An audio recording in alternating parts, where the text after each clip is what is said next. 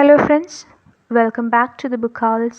Let's open our book. നമ്മൾ ഇന്ന് discuss ചെയ്യാൻ പോകുന്നത് ആലസ് വോക്കറിൻ്റെ ദ കളർ പേർപ്പിൾ എന്ന് പറയുന്ന ഒരു ബുക്കിൻ്റെ സമ്മറിയാണ്.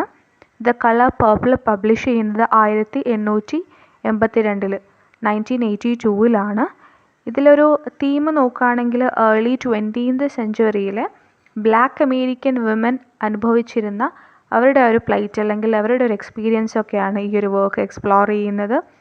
ഈ ഒരു സ്റ്റോറി പ്രസൻറ്റ് ചെയ്തിരിക്കുന്നത് in the form of letters ആണ്. ആരാണ് ഈ ലെറ്റേഴ്സ് എഴുതുന്നത്? സീലിയ എന്ന് പറയുന്ന ഒരു അൺഎഡ്യൂക്കേറ്റഡ് ആയിട്ടുള്ള ഒരു ഒപ്രസ്ഡ് വുമൻ ദൈവത്തിന് എഴുതുന്ന കത്തുകൾ, ആ രൂപത്തിലാണ് നമുക്ക് ഈ സ്റ്റോറി കാണാൻ കഴിയുന്നത്. ദൈവത്തിന് മാത്രമല്ല, അവരുടെ സിസ്റ്റർ ആയിട്ടുള്ള നെറ്റിക്കും അവരെന്ത് ചെയ്യുന്നുണ്ട്, കത്തുകൾ എഴുതുന്നുണ്ട്. അതുപോലെ ഈ നോവലിൽ racism, sexism, abuse, power of sisterhood, self discovery ഇതുപോലുള്ള ധാരാളം തീമുകൾ എന്ത് ചെയ്യുന്നുണ്ട്, ഡിസ്കസ് ചെയ്യുന്നുണ്ട്. ഈ ഒരു വർക്ക് എവിടെയാണ് സെറ്റ് ചെയ്തിരിക്കുന്നത്? സദേൺ യുണൈറ്റഡ് സ്റ്റേറ്റ്സിലാണ് during the Jim Crow era. ഈ ഒരു വർക്കിൻ്റെ ബാക്ക്ഡ്രോപ്പ് നോക്കുകയാണെങ്കിൽ ഒരു റേഷ്യൽ സെഗ്രിഗേഷൻ്റെയും പാട്രിയാർക്കിക്കൽ ഒപ്രഷൻ്റെയും ഒക്കെ ബാക്ക്ഡ്രോപ്പോടു കൂടിയാണ് ഈ കഥ നമ്മുടെ മുന്നിൽ അവതരിപ്പിക്കുന്നത്. സീലയുടെ ലെറ്റേഴ്സ് അവരുടെ തന്നെ ലൈഫിലെ വളരെ പേഴ്സണൽ ആയിട്ടുള്ള ഇൻറ്റിമേറ്റ് ആയിട്ടുള്ള കാര്യങ്ങളാണ് എന്ത് ചെയ്യുന്നത്, ഓപ്പൺ അപ്പ് ചെയ്യുന്നത്. അവരുടെ ജയങ്ങൾ, അവരുടെ പരാജയങ്ങൾ, അവരുടെ സ്ട്രഗിൾസ്, അവരുടെ relationships that shapes her identity, ഇതൊക്കെയാണ് എന്ത് ചെയ്യുന്നത്, ഡിസ്കസ് ചെയ്യുന്നത്. അതുപോലെ തന്നെ ഈ നോവലിൻ്റെ title purple, the colour purple എന്ന് പറയുന്ന കളർ എന്താണ് സിംബലൈസ് ചെയ്യുന്നത്? ഈ ഒരു നോവലിലെ റിച്ച്നെസ് ആൻഡ് വെറൈറ്റിയാണ്. എന്തിൻ്റെ വെറൈറ്റിയാണ്? Of experiences and emotions that makeup the spectrum of ലൈഫിലെ വെറൈറ്റി ഓഫ് ഇമോഷൻസിൻ്റെയും എക്സ്പീരിയൻസിൻ്റെയും ഒക്കെ ആ ഒരു ബ്രോഡ് സ്പെക്ട്രത്തെയാണ് കളർ പേർപ്പിൾ എന്ന് പറയുന്ന ടൈറ്റിൽ കൊണ്ട് എന്ത് ചെയ്യുന്നത്, സജസ്റ്റ് ചെയ്യുന്നത്. റേസ്, ജെൻഡർ പോലുള്ള കാര്യങ്ങൾ കൂടുതൽ ഡിസ്കസ് ചെയ്യുകയും കൂടുതൽ അവയർനെസ് അതിനെപ്പറ്റി ഉണ്ടാവുകയും ആക്ടിവിസം ഒക്കെ നടക്കുകയും ചെയ്യുന്ന ഒരു കാലഘട്ടത്തിലാണ് നമ്മുടെ ഈ വർക്ക് പബ്ലിഷ് ചെയ്യുന്നത്. അതുകൊണ്ട് തന്നെ വളരെയധികം ക്രിട്ടിക്കൽ അക്ലൈമും ഒക്കെ, പുലിറ്റ്സർ പ്രൈസ് ഫോർ ഫിക്ഷൻ, അതുപോലെ national book award for fiction ഒക്കെ നമ്മുടെ ഈ ഒരു വർക്കിന് എന്ത് ചെയ്തു, ലഭിക്കുകയുണ്ടായി. ബ്ലാക്ക് അമേരിക്കൻ വിമൻ്റെ ആ ഒരു റെസിലൻസും സ്ട്രെങ്ത്തും ഒക്കെ ഈ ഒരു വർക്കിൽ നമ്മുടെ വാക്കർ എന്ത് ചെയ്യുന്നുണ്ട്, വളരെ മനോഹരമായിട്ട് പോർട്രേ ചെയ്യുന്നുണ്ട്. അതുപോലെ തന്നെ ഒരു എക്സ്പ്ലോറേഷൻ, എന്തിൻ്റെയൊക്കെ എക്സ്പ്ലോറേഷൻ, സ്പിരിച്വാലിറ്റിയുടെ, സെൽഫ് എംപവർമെൻറ്റിൻ്റെ ഒക്കെ ഒരു എക്സ്പ്ലോറേഷൻ നമുക്കിവിടെ കാണാൻ പറ്റുന്നുണ്ട്. അതുപോലെ സ്റ്റീവൻ സ്പിൽബർഗ് 1985 ഈ നോവലിന് എന്ത് ചെയ്യുന്നുണ്ട്, ഒരു സിനിമയായിട്ട് എന്ത് ചെയ്യുന്നുണ്ട്, അഡാപ്റ്റ് ചെയ്യുന്നുണ്ട്. 2023 ഒരു ഫ്യൂച്ചർ ഫിലിം മ്യൂസിക്കലായിട്ടും ഈ ഒരു വർക്കിനെ എന്ത് ചെയ്യുന്നുണ്ട്, അഡാപ്റ്റ് ചെയ്യുന്നുണ്ട്. അപ്പോൾ നോവലിലേക്ക് പോണതിന് മുന്നേ നമുക്ക് ക്യാരക്ടേഴ്സിനെ ഒന്ന് പരിചയപ്പെടാം. നമ്മുടെ പ്രോട്ടഗോണിസ്റ്റ് സീലിയ ആണ്. നമ്മൾ പറഞ്ഞു, സീലിയയുടെ ഡയറി എൻട്രീസിലൂടെയാണ് കഥ മുന്നോട്ട് പോകുന്നത്. അവർ ഈ ഡയറി എഴുതാൻ തുടങ്ങുന്നത് അവർക്ക് 14 വയസ്സുള്ളപ്പോഴാണ്. 44 വയസ്സുള്ളപ്പോൾ അത് അവസാനിപ്പിക്കുകയും ചെയ്യുന്നുണ്ട്. അപ്പോൾ സീലിയയുടെ കാഴ്ചയിൽ അല്ലെങ്കിൽ അവളുടെ കണ്ണിലൂടെയാണ് നമ്മൾ എന്ത് ചെയ്യുന്നത്, ലോകത്തെ കാണുന്നത്. അവൾ ആദ്യമായിട്ട് ലെറ്റർ എഴുതി തുടങ്ങുന്നത് അവളുടെ സ്വന്തം അച്ഛൻ എന്ത് ചെയ്യാണ്, അവളെ റേപ്പ് ചെയ്യുകയാണ്. അതിനുശേഷമാണ് അപ്പോൾ അച്ഛൻ അവളോട് പറയുന്ന ഈ കാര്യം ദൈവത്തിനോടല്ലാതെ മറ്റൊരാളോടും പറയാൻ നിനക്ക് അവകാശമില്ല, അധികാരമില്ല എന്ന് പറയുന്നിടത്തുനിന്നാണ് അവളുടെ സങ്കടങ്ങൾ ഗോഡിനെ അഡ്രസ്സ് ചെയ്തുകൊണ്ട് ഒരു ഡയറി ആയിട്ട് സീലിയ എഴുതി തുടങ്ങുന്നത്. പിന്നീട് വർഷങ്ങൾക്ക് ശേഷം അവളുടെ സിസ്റ്റർ ആയിട്ടുള്ള നെറ്റിയുടെ കയ്യിൽ നിന്ന് അവൾക്ക് ആദ്യമായിട്ടൊരു ലെറ്റർ ലഭിക്കുന്നുണ്ട്. അതിനുശേഷം നെറ്റിക്ക് വേണ്ടിയും എന്ത് ചെയ്യുന്നുണ്ട്, സീലിയ ലെറ്റേഴ്സ് എഴുതുന്നുണ്ട്. സീലിയ ഡിയർ ഗോഡ് എന്ന് അഡ്രസ്സ് ചെയ്തുകൊണ്ടാണ് അവളുടെ ഓരോ ലെറ്റേഴ്സും ഓരോ ഡയറി എൻട്രീസും എഴുതിക്കൊണ്ടിരുന്നത്. നമ്മുടെ നോവൽ അവസാനിക്കുമ്പോൾ അവൾ ഡയറി എഴുതി തുടങ്ങിയിട്ട് 30 വർഷങ്ങൾ കഴിഞ്ഞിരുന്നു. അപ്പോഴേക്കും അവളുടെ ആ ഒരു അഡ്രസ്സ് ഡിയർ ഗോഡ് എന്നതിൽ നിന്ന് മാറി dear God, dear stars, dear trees, dear sky, dear people, dear everything, dear God എന്നായി മാറിക്കഴിഞ്ഞിരുന്നു. അപ്പോൾ വേൾഡിനെ അക്സെപ്റ്റ് ചെയ്യാൻ എന്ത് ചെയ്തു, അവൾ പഠിച്ചു കഴിഞ്ഞു. ആ വേൾഡിൽ അവളുടെ പ്ലേസിനെയും അവൾ അക്സെപ്റ്റ് ചെയ്യാൻ പഠിച്ചു കഴിഞ്ഞിരുന്നു. അതുപോലെ തന്നെ അവളുടെ സ്വന്തം റിലീജിയസ് ബിലീഫ്സിനെ പറ്റിയും ഫെയ്ത്തിനെ പറ്റിയും ഒക്കെ അവൾ ഒരുപാട് കാര്യങ്ങൾ മനസ്സിലാക്കി കഴിഞ്ഞിരുന്നു. ആ വിശ്വാസങ്ങൾ, അവളുടെ വിശ്വാസങ്ങൾ അവളുടേത് മാത്രമാണ്. അവൾ പുറത്തുനിന്ന് പഠിച്ച ദൈവത്തിൻ്റെ ആ ഒരു ഇമേജ് ഒന്നും ആയിരുന്നില്ല പിന്നീട് അവൾ കണ്ടത്. അവളുടെ വിശ്വാസങ്ങൾ, അവളുടേത് മാത്രമായ കുറേ വിശ്വാസങ്ങൾ, അതൊക്കെ പഠിച്ചെടുക്കുകയാണ് നമ്മുടെ സീലിയ. ഇനിഷ്യലി വളരെ ടിമിഡായിട്ടുള്ള, വൾനറബിൾ ആയിട്ടുള്ള ഒരു യങ് ഗേൾ ആയിട്ടാണ് നമ്മൾ അവളെ കാണുന്നത്. അച്ഛൻ റേപ്പ് ചെയ്യുന്നു, ഭാവിയിൽ ഹസ്ബൻഡിൻ്റെ കയ്യിൽ നിന്ന് ഒരുപാട് അടി വാങ്ങി കൂട്ടുന്നു. അങ്ങനെ ഒരു ടിമിഡായിട്ടുള്ളൊരു ഗേൾ ആയിട്ടാണ് നമ്മൾ തുടക്കത്തിൽ സീലിയയെ കാണുന്നതെങ്കിലും നോവൽ അവസാനിക്കുമ്പോൾ സീലിയ ധാരാളം കോൺഫിഡൻസ് ഒക്കെ എന്ത് ചെയ്യുന്നുണ്ട്, ഗെയിൻ ചെയ്യുന്നുണ്ട്. അവളുടെ മുന്നിൽ വന്നുപെടുന്ന എല്ലാ ഓപ്പർച്യൂണിറ്റീസിൻ്റെയും അഡ്വാൻറ്റേജ് എടുത്തുകൊണ്ട് അവൾ എന്ത് ചെയ്തു, ഒരുപാട് കാര്യങ്ങൾ പഠിച്ചു, സ്നേഹിക്കാൻ പഠിച്ചു, സ്നേഹിക്കപ്പെടാൻ പഠിച്ചു. അങ്ങനെയാണ് അവസാനം നോവൽ അവസാനിക്കുമ്പോൾ നമ്മൾ ആരെ കാണുന്നത്, സീലിയെ കാണുന്നത്. ഇനി വരുന്നൊരു മേജർ ക്യാരക്ടർ നെറ്റിയാണ്. നെറ്റി സീലിയയുടെ അനുജത്തിയാണ്. നെറ്റി വളരെ ഇൻ്റലിജൻ്റ് ആയിട്ടുള്ള, റെസിലൻ്റ് ആയിട്ടുള്ള, സീലിയയോട് കംപ്ലീറ്റ്ലി ലോയൽ ആയിട്ടുള്ള ഒരു അനുജത്തിയാണ് ആര്, നെറ്റി. പക്ഷേ യങ് ഗേൾ സീലിയയ്ക്ക് അനുഭവിക്കേണ്ടി വന്നതൊന്നും നെറ്റിക്ക് അനുഭവിക്കേണ്ടി വന്നിട്ടില്ല. എപ്പോഴും നെറ്റിയെ സഹായിക്കാനും പ്രൊട്ടക്റ്റ് ചെയ്യാനും അവിടെ സീലിയ ഉണ്ടായിരുന്നു. അവരുടെ അച്ഛനൊരു ഇൻട്രസ്റ്റ് കാണിച്ചപ്പോഴേക്കും എന്ത് ചെയ്തു, സീലിയ അവിടെ നെറ്റിയെ പ്രൊട്ടക്റ്റ് ചെയ്യാനെത്തി. അങ്ങനെ അച്ഛൻ എന്ത് ചെയ്തു, റേപ്പ് ചെയ്ത ആ ദുരനുഭവമൊന്നും അവൾക്കുണ്ടായില്ല. അതുപോലെ തന്നെ നമ്മുടെ നെറ്റിക്ക് സ്കൂളിൽ പഠിക്കാൻ പറ്റുന്നുണ്ട്. സീലിയ ആണെങ്കിൽ പ്രഗ്നൻ്റ് ആകുമ്പോൾ she is taken out of the school. പക്ഷേ നെറ്റിക്ക് കുറേ കൂടി പഠിക്കാൻ പറ്റുന്നുണ്ട്. അവളുടെ എഡ്യൂക്കേഷൻ്റെ ആ ഒരു ഫുൾ അഡ്വാൻറ്റേജ് എടുത്തിട്ട് അവൾ നന്നായിട്ട് പഠിക്കുന്നുണ്ട്, ഒരുപാട് ഹാർഡ് വർക്ക് ചെയ്യുന്നുണ്ട്. അവൾക്കറിയാം ഇത് മാത്രമാണ് അവൾക്ക് എസ്കേപ്പ് ചെയ്യാനുള്ളൊരു ഓപ്പർച്യൂണിറ്റി എന്ന്. സീലിയയുടെ ഒപ്പം ഉള്ളപ്പോൾ അവളുടെ ആ ഒരു വെൽത്ത് ഓഫ് നോളജ് എപ്പോഴും സീലിയയ്ക്ക് പകർന്നു കൊടുക്കാനും അവൾ ശ്രമിക്കുന്നുണ്ട്. പിന്നീട് അവളൊരു മിഷനറി വോയേജ് ആയിട്ട് ആഫ്രിക്കയിലേക്ക് പോകുന്നുണ്ട്. ആ സമയത്തൊക്കെ സീലിയയ്ക്ക് അവൾ റിലീജിയസ്ലി ലെറ്റേഴ്സൊക്കെ അയക്കുന്നുണ്ട്. നെറ്റി എപ്പോഴും സീലിയയുടെ ക്ലോസസ്റ്റ് ഫ്രണ്ടാണ്. അതുപോലെ തന്നെ നെറ്റി അവൾക്ക് അറിയുന്ന കാര്യങ്ങൾ ബാക്കിയുള്ള ആൾക്കാരെ പഠിപ്പിക്കുന്നതിൽ വളരെ ഡെഡിക്കേറ്റഡ് ആയിട്ടിരിക്കുന്നതാണ് നമ്മൾ കാണുന്നത്. അതുപോലെ തന്നെ അവൾക്ക് വളരെയധികം ഗ്രേറ്റ്ഫുൾ ആയിട്ടുള്ള ഒരു ഫാമിലി എന്ന് പറയുന്നത്, അവൾ ഒരു ഫാമിലിയെ മീറ്റ് ചെയ്യുന്നുണ്ട്, റെവറൻഡ് സാമുവലിനെയും ഫാമിലിയെ. ആ ഫാമിലി അവളെ സ്വന്തം, ആ ഫാമിലിയിലെ ഒരു മെമ്പറിനെ പോലെ ട്രീറ്റ് ചെയ്തിട്ട് ആഫ്രിക്കയിലേക്ക് കൊണ്ടുപോവാണ് അവരുടെ ഒപ്പം. അപ്പോൾ സാമുവലിൻ്റെ അഡോപ്റ്റഡ് ചിൽഡ്രനെ നോക്കാൻ വേണ്ടിയിട്ടാണ് നെറ്റി തൻ്റെ ഒരുപാട് സമയവും ചിലവഴിക്കുന്നത്. ആക്ച്വലി ഇത് നമ്മുടെ സീലിയയുടെ കുട്ടികളാണ് കേട്ടോ. അത് പിന്നീട് നമുക്ക് മനസ്സിലാവും. അപ്പോൾ സീലിയയുടെ കുട്ടികളാണ് സാമുവലിൻ്റെ അഡോപ്റ്റഡ് ചിൽഡ്രൻ എന്ന് പറയുന്നത്. അപ്പോൾ ആ കുട്ടികളെ നെറ്റി നന്നായിട്ട് നോക്കുകയും അവസാനം 30 വർഷങ്ങൾക്ക് ശേഷം വീണ്ടും ആ കുട്ടികളെ എന്ത് ചെയ്യാണ്, ബ്രിങ് ബാക്ക് ചെയ്യാണ് നമ്മുടെ സീലിയയ്ക്ക് കൊടുക്കുന്നുണ്ട് നെറ്റി. അപ്പോൾ നെറ്റിയുടെ ലെറ്റേഴ്സിലൂടെയും ആ ഡയറി എൻട്രീസിലൂടെയും നമുക്ക് എന്ത് ചെയ്യാൻ പറ്റുന്നുണ്ട്, നെറ്റിയുടെ എക്സ്പീരിയൻസസും തോട്ട്സും നമുക്ക് മനസ്സിലാക്കാൻ പറ്റുന്നുണ്ട്. ഇനി വരുന്ന ക്യാരക്ടർ എന്ന് പറയുന്നത് അൽഫോൻസോ ആണ്. ഈ മനുഷ്യനെയാണ് നമ്മുടെ സീലിയും നെറ്റിയും എന്ന് വിളിക്കുന്നത്. അവരുടെ അച്ഛനാണ്. ഇയാളാണ് സ്വന്തം മകളെ 14 വയസ്സുള്ളപ്പോൾ എന്ത് ചെയ്യുന്നത്, റേപ്പ് ചെയ്യുന്നത്. അതിന് അയാൾക്കൊരു കാരണമുണ്ട്. അയാൾ പറയുന്നത് അയാളുടെ വൈഫ് ഇല്ലാണ്, അവർ തമ്മിൽ അങ്ങനെ ഒരു ഫിസിക്കൽ റിലേഷൻഷിപ്പ് ഒന്നും ഉണ്ടാവുന്നില്ല, അവർക്ക് സുഖമില്ലാത്തതുകൊണ്ട്, അതുകൊണ്ടാണ് റേപ്പ് ചെയ്യുന്നത് എന്നൊക്കെയാണ് പറയുന്നത്. അതുപോലെ തന്നെ സീലിയയോട് പറയുന്ന ഈ കാര്യം, ഈ റേപ്പിനെ പറ്റി ആരോടും പറയരുത് എന്നൊക്കെ പറയുന്ന വളരെ കൺട്രോളിങ് ആയിട്ടുള്ള, സെൽഫിഷ് ആയിട്ടുള്ള ഒരു വീക്ക് മാൻ ആണ് നമ്മുടെ അൽഫോൻസോ എന്ന് പറയുന്നത്. പിന്നീട് ഇവരുടെ അമ്മ മരിച്ചതിന് ശേഷം ഇയാൾ രണ്ടാമത് കല്യാണം കഴിച്ചിട്ട് അവരുടെ ഫാമിലി ഹോമിൽ താമസിക്കുന്നതൊക്കെ നമ്മൾ കാണുന്നുണ്ട്. Towards the end of the novel നെറ്റിക്ക് മനസ്സിലാവും ഈ മനുഷ്യൻ എന്നിവർ വിളിക്കുന്നത് ഇവരുടെ ശരിക്കുള്ള അച്ഛനല്ല എന്നിവർക്ക് മനസ്സിലാവുന്നുണ്ട്. ഇവരുടെ ശരിക്കുള്ള അച്ഛൻ എന്ന് പറയുന്നത് ഒരു സക്സസ്ഫുൾ ആയിട്ടുള്ള ഒരു ബിസിനസ് മാൻ ആയിരുന്നു. അപ്പോൾ ആ മനുഷ്യൻ്റെ സക്സസ് കണ്ടിട്ട് പേടിച്ചിട്ട് എന്ത് ചെയ്തു, അയാളുടെ എതിരാളിയായിട്ടുള്ള മറ്റൊരു വൈറ്റ് ബിസിനസ് മാൻ എന്ത് ചെയ്യാണ്, കൊലപ്പെടുത്തുകയാണ് ചെയ്യുന്നത്. അതിനുശേഷമാണ് ഈ അൽഫോൻസോ അവരുടെ അമ്മയെ കല്യാണം കഴിച്ചിട്ട് അവരുടെ അച്ഛൻ എന്ന രീതിയിൽ ഈ കുട്ടികളുടെ ഒപ്പം ജീവിക്കാൻ തുടങ്ങിയത്. ഒടുവിൽ ഈ കാര്യങ്ങളൊക്കെ മനസ്സിലാക്കുമ്പോൾ അവിടെ ഇവർ തമ്മിൽ, അതായത് നമ്മുടെ സീലിയും ഈ പായും തമ്മിലൊരു കൺഫ്രണ്ടേഷൻ ഉണ്ടാവുന്നുണ്ട് at the end of the novel. അപ്പോൾ അയാൾ നമ്മളെ സീലിയോട് ഇത്രയേ പറയുന്നുള്ളൂ, നവ് യു നോ എന്ന് മാത്രമേ പറയുന്നുള്ളൂ. അവസാനം ഈ നോവലിൻ്റെ അവസാനം ഇയാൾ മരിക്കുന്നുണ്ട്. ഇനി നമ്മൾ കാണുന്ന മിസ്റ്റർ ആൽബർട്ടിനെയാണ്. He's a very handsome man. അപ്പോൾ അയാൾക്ക് എപ്പോഴും ഒരു കൺവെൻഷണൽ ഹോമൊക്കെ വേണം, അയാളുടെ ഒരു അപ്രൈറ്റ് സ്റ്റാൻഡേർഡ്സ് ഒക്കെ കീപ്പ് ചെയ്യണം എന്നൊക്കെ വിചാരിക്കുന്ന ഒരു മനുഷ്യനാണ്. A mother for his children and wife to look after the house എന്നൊക്കെയാണ് അയാൾ ചിന്തിക്കുന്നത്. അപ്പോൾ ഈ ഒരു കൺവെൻഷണൽ സെറ്റപ്പിൽ സത്യത്തിൽ അയാൾ റിയലി ഹാപ്പി അല്ല. അയാൾ സ്നേഹിച്ചിരുന്നത് ഷഗ് ഏവറി എന്ന് പറയുന്ന ഒരാളിനെയാണ് അയാൾ സ്നേഹിച്ചിരുന്നത്. നമ്മൾ ഈ നോവലിൽ അയാളെ കാണുന്നതിന് വർഷങ്ങൾക്ക് മുന്നെയാണ് അയാൾ അവരെ സ്നേഹിക്കുന്നത്. പക്ഷേ അവരുടെ അച്ഛൻ്റെ എതിർപ്പ് കാരണം ഇയാൾ അവരെ വിവാഹം കഴിക്കുന്നില്ല. അപ്പോൾ ഇയാൾക്ക് അവരോട് ഭയങ്കര കെയറൊക്കെ ഉണ്ട്, ഭയങ്കര സ്നേഹവും കെയറും ഒക്കെയാണ്. ഇയാൾ എപ്പോഴും ഭയങ്കര സ്റ്റെബോണായിട്ട് ആ ഒരു ഓൾഡ് ഫാഷൻഡ് വ്യൂസ് ഉണ്ടല്ലോ, അതായത് സ്ത്രീകൾ ഇങ്ങനെ ചെയ്യണം അല്ലെങ്കിൽ മെയിൽ അതോറിറ്റി അത് ശരിയാണ് എന്ന രീതിയിലൊക്കെയുള്ള ആ ഒരു ഓൾഡ് ഫാഷൻ വ്യൂസുമായിട്ട് ഇങ്ങനെ സ്റ്റിക്ക് ഓൺ ചെയ്യുന്ന ഒരു മനുഷ്യനാണ്. പക്ഷേ ഈ കാര്യങ്ങൾ, ഇയാളുടെ ഈ ഒരു ചിന്ത അദ്ദേഹത്തിൻ്റെ ഫാമിലി ലൈഫിനെ എഫക്റ്റ് ചെയ്യുന്നു എന്നൊരിക്കലും അയാൾ മനസ്സിലാക്കുന്നില്ല.